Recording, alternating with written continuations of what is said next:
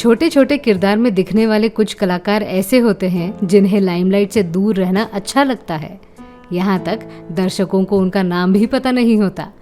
अब जिस हस्ती की तस्वीर आप स्क्रीन पर देख रहे हो उसे आपने ढेर सारी फिल्मों में देखा होगा, परंतु शायद ही किसी को पता होगा कि इनके हाथ के नीचे सैकड़ों लोग अभिनय करना सीखे थे, जिनमें नाना पाटेकर भी आते हैं।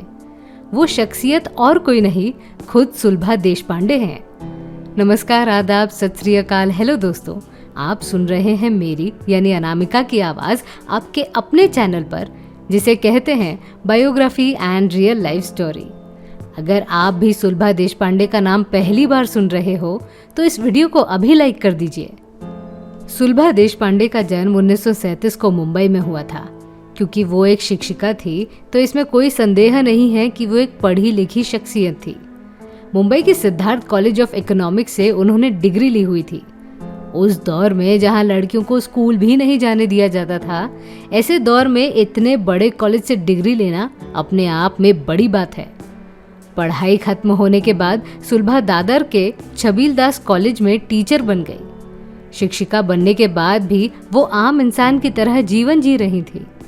ऐसे में स्कूल के मैनेजमेंट टीम ने कुछ स्टेज शोज आयोजित करने का बड़ा फैसला लिया, जिसमें सुलभा को बड़ी जिम्मेदारी दी गई। हमारे जानकारी के हिसाब से सिद्धार्थ कॉलेज में स्टेज शो बड़े पैमाने पर आयोजित होता था। शायद सुलभा ने उनके कॉलेज के दिनों में कुछ प्लेज में हिस्सा लिया होगा। शुरू में सुलभा लिखने से लेकर डायरेक्शन तक सभी जिम्मेदारियां ईमानदारी से निभा रही थी। उनके शो सिर्फ और सिर्फ बच्चों के लिए होते थे। मराठी साहित्य के महान साहित्यकार विजय तेंदुलकर से उनकी अच्छी पहचान थी। इस पहचान का फायदा उठाते हुए उन्होंने विजय तेंदुलकर को उनके स्कूल के कुछ नाटक लिखने के लिए अनुरोध किया। इस छोटे से काम को विजय तेंदुलकर मना कर नहीं पाए और वहां से सुलभा देशपांडे की किस्मत चमकी। समय बीतता चला गया और इसी बीतते समय में सुलभा ने खुद में छुपा हुआ कलाकार जागृत कर लिया। 70 के दशक के कुछ महान थिएटर कलाकारों ने रंगायन नामक नाटक कंपनी की स्थापना की थी। उसमें श्रीराम लागू और अरविंद देशपांडे जैसे कैरेक्टर आर्टिस्ट के अलावा खुद सुलभा भी थी। उनके नाटकों को ढेर सारे अवार्ड्स भी मिलने लगे। उसके बाद सुलभा ने अपने स्कूल के साथ मिलकर आविष्कार नामक स्टेज कंपनी का उद्घाटन किया, जिसका मुख्य उद्देश्य बच्चों में जागरूकता फैलाने का था। परंतु उसी कंपनी का एक नाटक दुनिया भर में प्रसिद्ध हुआ। असल में वो मराठी नाटक था, पर हिंदी भाषिक लोगों ने भी उसका नाम सुना होगा।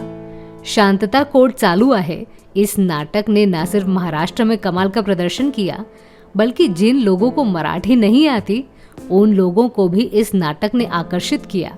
जीवन हे तस है, जीवन हे अमुक है, जीवन हे तमुक है, जीवन हा टरटरा फाटक जाणारा ग्रंथ है। महान लेखक जावेद अख्तर ने जब ये नाटक देखा तो उनकी दुनिया हिल गई। वे समझते थे कि सिर्फ हिंदी लोग साहित्य परंपरा को समझते थे। उनकी गलत फहमी इसी नाटक ने दूर की थी। इस नाटक का जिक्र होना इस वजह से जरूरी है क्योंकि खुद सुलभा देशपांडे इस नाटक की लीड एक्ट्रेस थी। आगे चलकर सुलभा ने इसी नाटक के को स्टार अरविंद देशपांडे से शादी कर ली। महान फिल्मकार श्याम बेनेगल ने वो नाटक देखकर सुलभा को हिंदी सिनेमा की ओर कदम रखने को कहा। आपको बता दूं कि सत्यदेव दुबे नामक मराठी फिल्मकार ने इस नाटक का रूपांतर फिल्म में किया था। उसी मराठी फिल्म में भी सुलभा देशपांडे दिख चुकी थी। सुलभा देशपांडे के अभिनय में कमाल की गंभीरता थी। बहुत कम लोग अभिनय के उस बिंदु तक पहुंचते थे जहां सुलभा देशपांडे पहले से ही पहुंची हुई थी। हिंदी सिनेमा में उन्हें ज्यादातर माँ या दुखी महिला वाले किरदार मिले। गमन जैसी सामाजिक फिल्म में उन्होंने नाना पाटेकर की माँ का किरदार निभाया था। खून भरी मांग में भी उन्होंने रेखा के सर्वेंट का रोल निभाया था। अनिल कपूर की सुपरहिट फिल्म घर हो तो ऐसा में भी सुलभा देशपांडे मां के किरदार में दिख चुकी थी। फिल्मी जीवन शुरू होने से पहले उन्होंने अपने जीवन के 2 दशक छोटे बच्चों को अभिनय सिखाने के लिए लगा दिए। उनके देखरेख में नाना पाटेकर जैसे कलाकारों ने अभिनय सीखा था। मराठी सिनेमा के मशहूर कलाकार सुबोध भावे भी उनके ही विद्यार्थी थे। सुलभा देशपांडे के लिए ये कहना बहुत जरूरी है कि उन्होंने अपने जीवन में कोई भी काम पैसों के लिए नहीं किया। उनके द्वारा बनाई हुई संस्थाएं बाकी एक्टिंग क्लासेस की जैसे पैसे कमाने की मशीन बिल्कुल नहीं थी। हम ऐसे दुनिया में जीते हैं जहां सुलभा देशपांडे जैसे लोगों को वो पहचान नहीं मिलती जो बाकी लोगों को बड़े आसानी से मिल जाती है। दुर्भाग्य से भारत सरकार ने भी उन्हें कोई नागरिक पुरस्कार देना जरूरी नहीं समझा।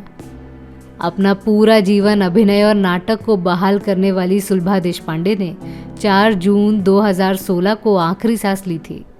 गुजरने के समय में भी वो एक्टिंग से जुड़ी हुई थी। तो मैं थी आपकी अनामिका। मेरी सुनाई हुई कहानी आपको कैसी लगी ये हमें कमेंट सेक्शन में ज़रूर बताइएगा और हमारे channel biography and real life stories को सब्सक्राइब करना न भूलें। नमस्कार।